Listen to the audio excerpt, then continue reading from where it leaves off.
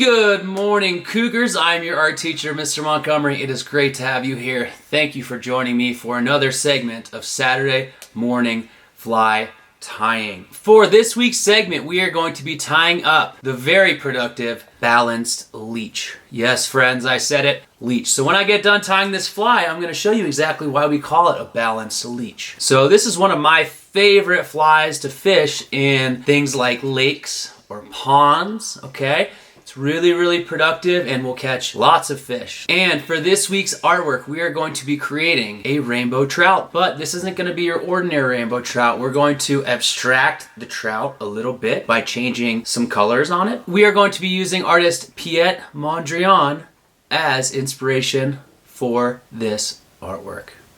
Now, friends, I want to remind you that with the fly tying that I'm doing, I'm not saying that if your parents have a fly tying bench or they have hooks, to go grab those and try this, okay? This is something that I do a lot, and I want to let you in to my life a little bit and want to connect in that way with you. These hooks are very sharp, and I don't want anyone getting hurt. So if your parents have a fly tying vise and they have hooks, you need to ask them. Say, hey, mom and dad, I'd love to learn how to tie some flies. So go talk to your parents. All right, Cougars, to the vise we go.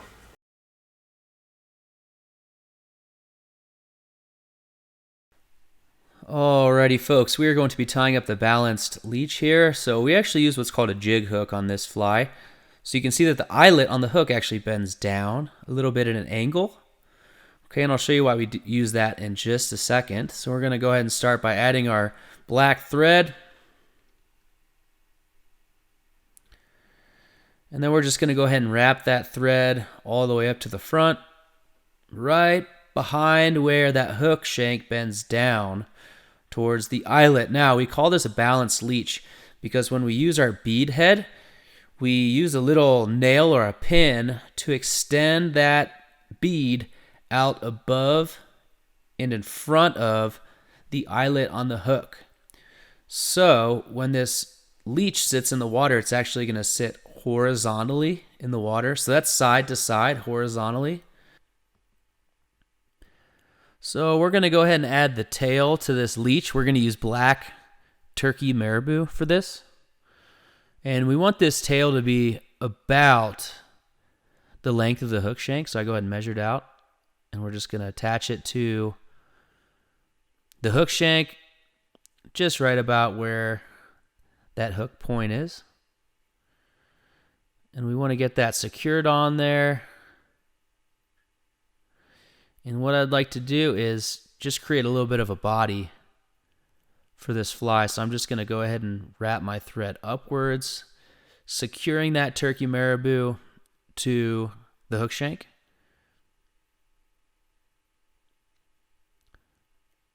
And now we're just going to go ahead and kind of clean that fly up a little bit here. Now I'm tying this fly in black and purple. But you can tie this in all different types of colors, anywhere from greens to olives to oranges to reds. You can use various colors for the weighted bead at the top. I'm using black.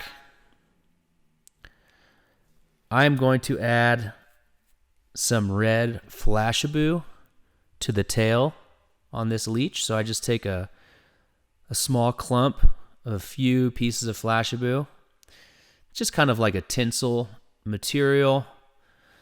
And I'm going to go ahead and tie in my 2 or 3 strands to either side of that tail. And this is just going to give it a little bit of flash in the water and really give that nice appearance of a leech.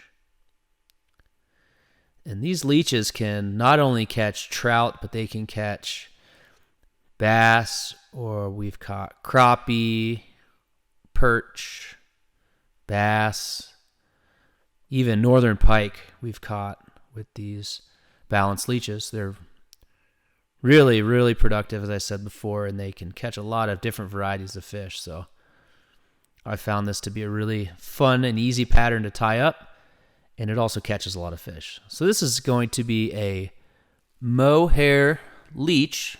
You can get it at any fly shop. but this just adds a lot of nice action in the water and allows that fly to really undulate. Remember that word from last week? Undulate. So I go ahead and get my thread up to the front, right behind the bead, after tying in my mohair. And what I want to do is kind of pull that mohair out a little bit and go ahead and start wrapping that mohair up to the front. So nice even wraps, and each time that vise spins, I'm just pulling that mohair back so it doesn't get caught under itself. We're going to try to keep it as nice and even as possible.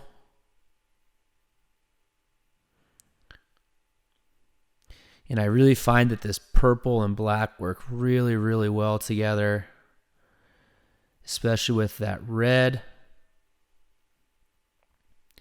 Red and purple are two colors that are considered analogous, which means they're located right next to each other on the color wheel. So any colors that line up directly next to each other on the color wheel are called analogous. And that's a good little bit of color theory that you can use. They mix well together. They look great together. So now I'm going to go ahead and secure that mohair. And once that's trapped, just go ahead and take my scissors, chop that off. And this fly is pretty much done. So like I said, there's not much to it. The next thing I want to do is just clean up that top, make sure that bead is secure, and go ahead and throw in my whip finish. Okay, I'm going to throw 2 in there just for good measure.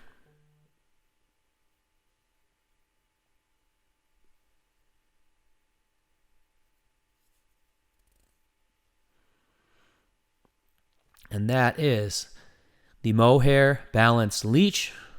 As I said, super productive. You can tie it in a bunch of different colors. And the reason it's called a balanced leech is because when you tie it to your fishing line, it should sit relatively horizontal.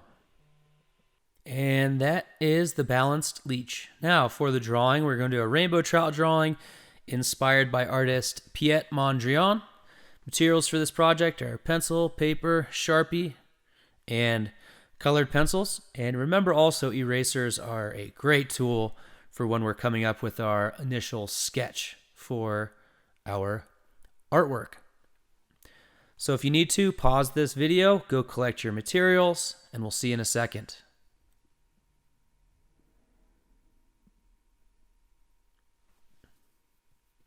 Okay, folks, welcome to the drawing portion of Saturday morning fly tying. I've got my pencil, eraser, trusty Sharpie, and of course a variety of different colors. You don't have to use the exact same colors that I have. So we're going to go ahead and start with our drawing of a trout. And remember, everybody, if there's at any point you need to pause this video and catch up, go ahead. And we're just going to go ahead and start by sketching really lightly. We're going to kind of create an upwards arc, and then we're going to bring that line down towards that center line. And then we're just going to bring our line up towards the tail. This is going to be the tail. And then we're just going to sort of angle our line in just a touch and then angle it back out. So it kind of has a little bit of a sideways V shape. Bring that bottom tail around. And I'm sketching very, very lightly. I'm not pressing very hard because if I mess up, I always want to be able to erase. Now I'm going to go ahead and draw the fin on the top. So I'm going to bring my line kind of curving up, bring it back down, curve in. So this is the dorsal fin on the top. And then they have one more little tiny fin right here behind the dorsal fin. in between that and the tail. So it's just a little bump. Now, if you can see, I made a little mistake, so I just grabbed my eraser. Now we're going to continue with the head of the fish. Now, female fish have sort of a rounded beak, you could call it. That's how you tell the difference between a male and a female. The females have kind of a rounded beak. Males have more of a triangular head. So this is the mouth of the fish. It's going to be open.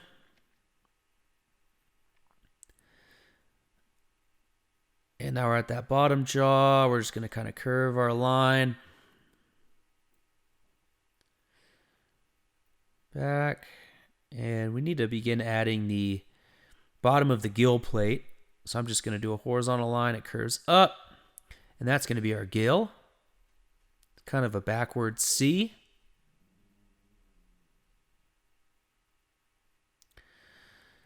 And in this little triangle, this is where we're going to add our gill plate.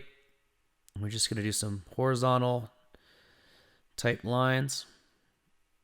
And if you need to pause this video, remember guys, you can pause it right here.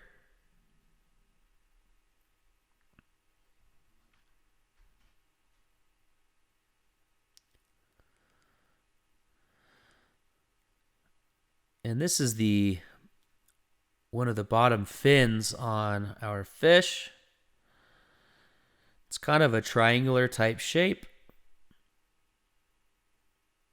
And it comes, imagine that our line goes right through that fin and it just comes into the belly of the trout.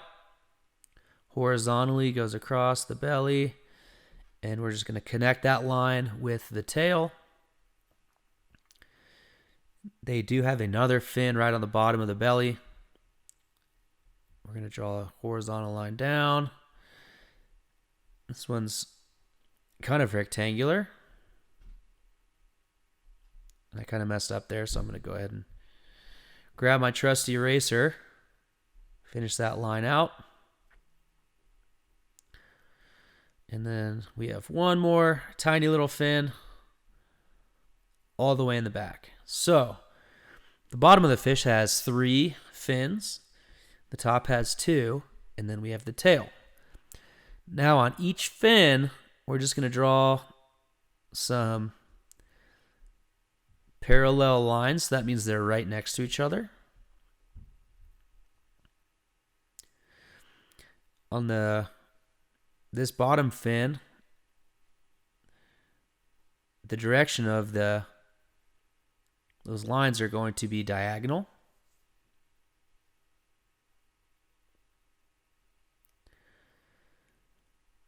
And we are going to add some lines on the tail, excuse me. And remember, if you need to pause this video to catch up, you can hit the space bar and it should pause. Or there's a nice tool on YouTube on the settings that you can actually slow this video down. So you can slow this down a little bit. And now that we have the fins done, we are going to move back to the mouth. Now, trout on their top lip, they have this little sort of flap, and you're going to go ahead and add that in. Kind of like a rectangular shape.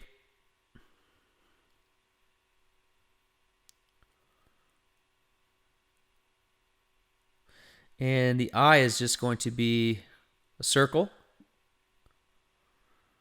right in front of that top of the gill plate.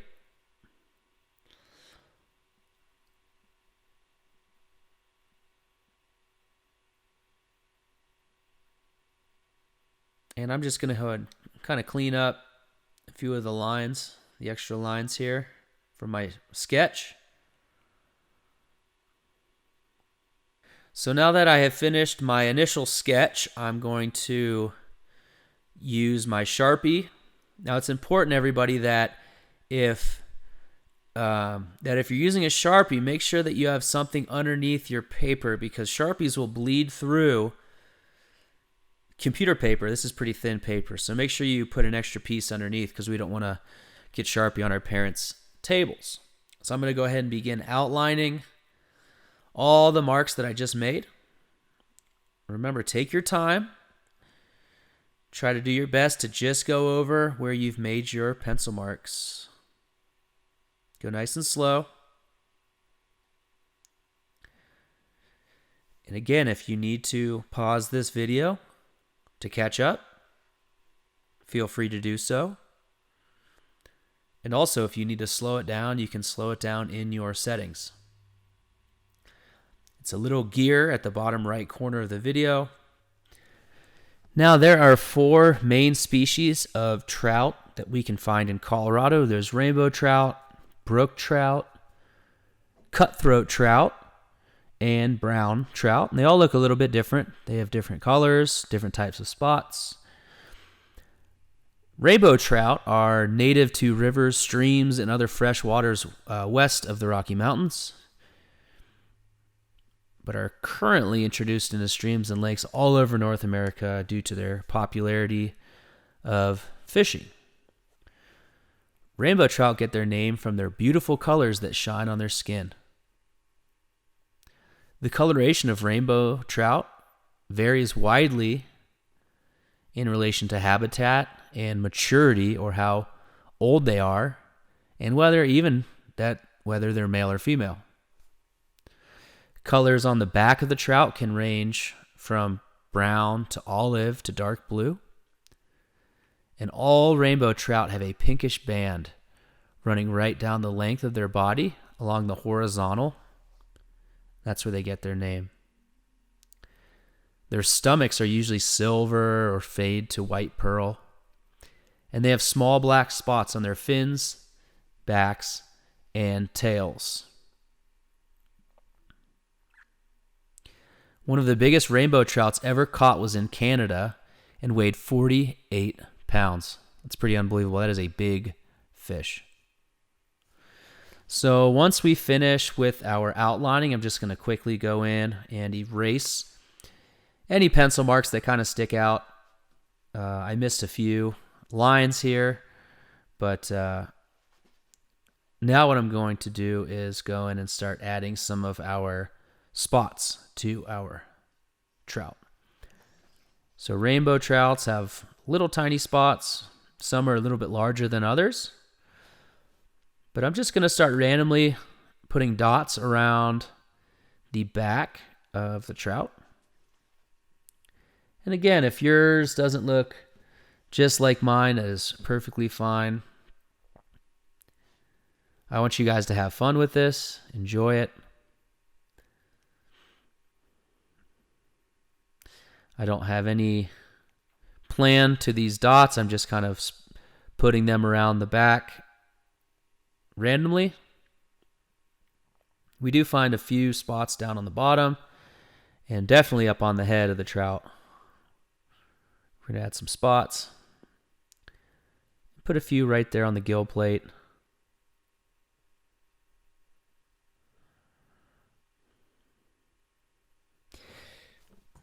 And as I mentioned before, we find spots on the fins. So in between those lines that I added for the fins, I'm just going to go ahead and add some dots, creating a pattern. So the pattern is going to be line, and then dots, then lines, then dots. Patterns are a good way to add interest to our artwork, and that is one of our art elements. Now, our artist Piet Mondrian used vertical and horizontal lines to create geometric squares and rectangles. This is one of his original paintings entitled Composition in Red, Yellow, Blue, and Black. Okay, very simple, but it was considered abstract art because it doesn't represent anything that we would recognize from normal day-to-day life. So what I am doing is adding vertical and horizontal lines to the inside of my trout. And I'm just sort of beginning to add some different lines horizontally and vertically. And I'm just kind of making these up as I go. And this is abstracting our rainbow trout.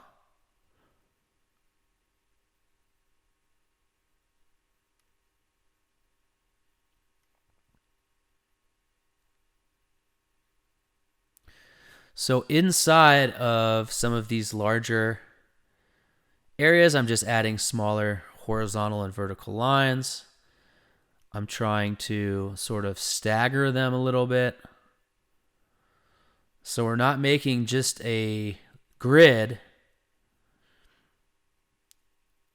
like you would see maybe on grid paper. But I'm just sort of moving around the trout, adding some vertical, horizontal lines.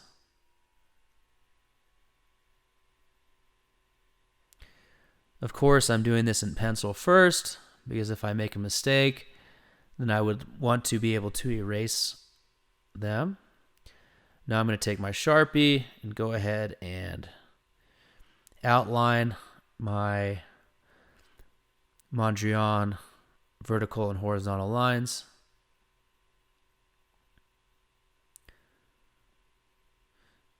But of course, we want to make sure that all of our pencil marks are exactly how we want them before we start outlining them.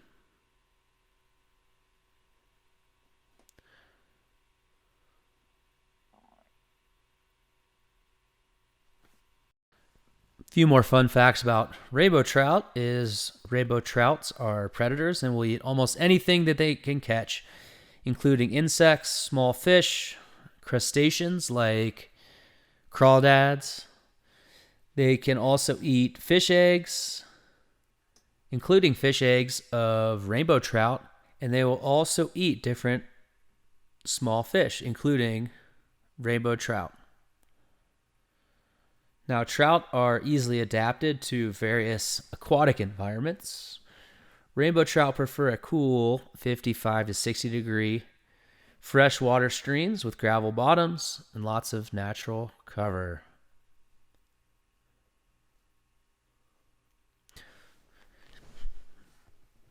So I'm just finishing up my last few vertical and horizontal lines here. And I think that looks pretty good. I'm happy with that. And now we're going to go ahead and begin coloring in our fish. So we're going to use colored pencil for this one. If you have markers, you can use markers. If you have crayons, you can use crayons. Okay. So Mondrian used a lot of primary colors. So our three primary colors are yellow, red, and blue. So I'm definitely going to use those three. I'd like to also use some colors that come from the rainbow trout, like green, pink. Now, something we want to remember as we are coloring in this trout, we really want to take our time, work within the lines, okay? As longer we take on our time to get a nice outline, this should just be like filling in a coloring book. And we want to try and fill in our colors. We want to try and add our same colors. We want to give some space in between. So I wouldn't want to color in a blue square right next to another blue square. So I'm starting with blue, and I'm just going to kind of jump around the trout here and fill in some various squares with blue. So we try to space them out a little bit. And we want to have some variety in our drawing. Now, variety is one of our art principles. And in our case, we are using different types of lines, different types of shapes, and different types of color to add visual interest to our work. So now I'm kind of jumping around, adding my green in here, which is going to be one of our secondary colors, green. And what two colors do you mix to get green? I'll give you a second to think about it. That's right. You mix yellow and blue, two primary colors, to get our secondary color, green. So I'm going to start filling in some rectangles and squares with yellow.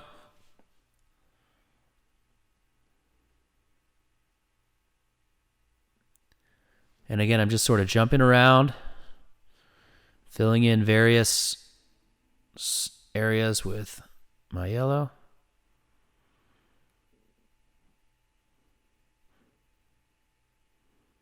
And now switching to my next color.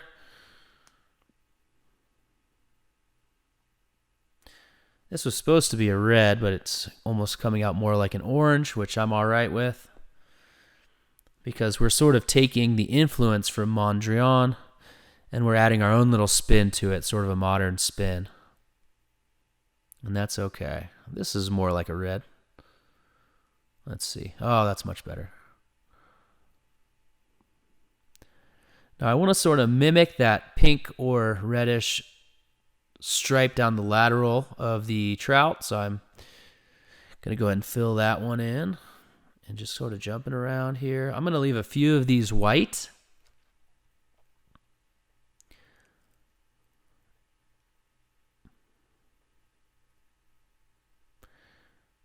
And I'm going to add some black squares or rectangles.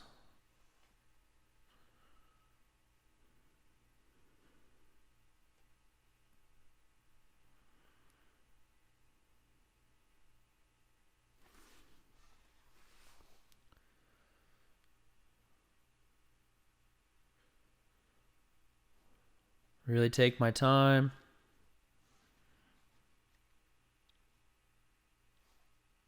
I'm going to color in the eye black. And we're almost done filling in our fish. Do a few more here in pink.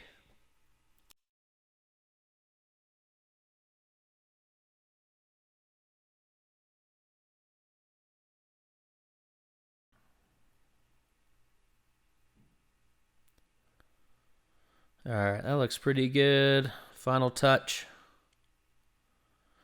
There we go.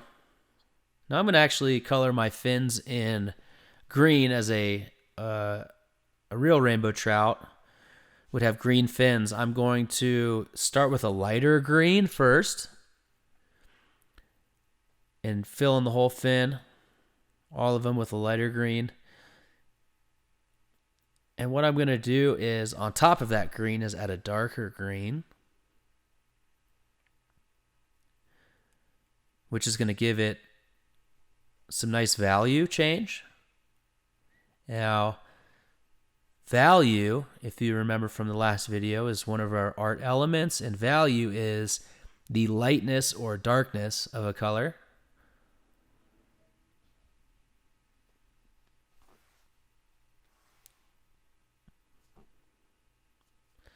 So I'm going to fill in the fins with a light green. Now go ahead and add a dark green, and I'm just going to go right over top of that light green and just leave the very tip or edge of the fin light.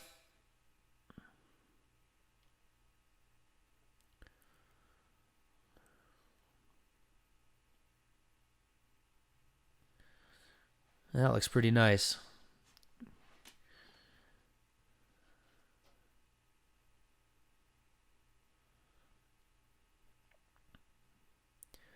And now, once I finish that, what I'm going to do is just, to add a little bit of shade, more shading to it, I'm going to add a little bit of black right against the edge of the fin and the body, and that's really going to make this thing pop.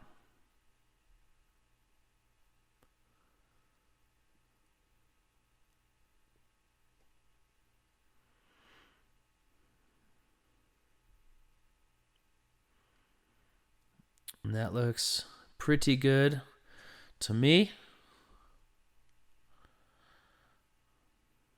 Just gotta go ahead and fill this one spot in on the head. It's looking a little bit bare.